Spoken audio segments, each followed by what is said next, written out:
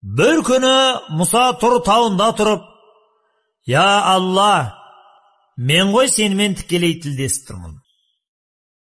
Саған менен де жақын келетін құлдарың бар ма?» деп сұрады.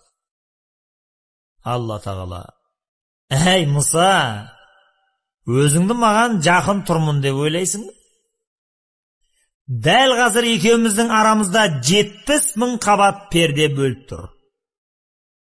Сен менің құдіретіммен ғана даусымды естіп тұрсың.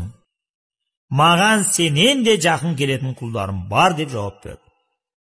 Мұса: «Олар кімдер?» деді. Алла: «Ақырдың соңында Мұхаммед атты ең соңғы сүйікті пайғамбарым дүниеге келеді. Оның үмбеті ең қиын кезде хақтың жолын ұстанады. Аптап ыстықта 30 күн ораза ұстайды.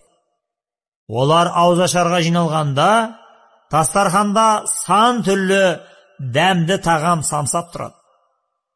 Бірақ олар қаталап қарны ашса да, күн батпай аузын ашпайды. Менің разылығымды табу үшін мол дастарханға қол созбайды. Сол кезде менің рахметім мен шапағатым оларға барынша жақындай түседі» деді. Мұса таң қалып үйіне қайтты.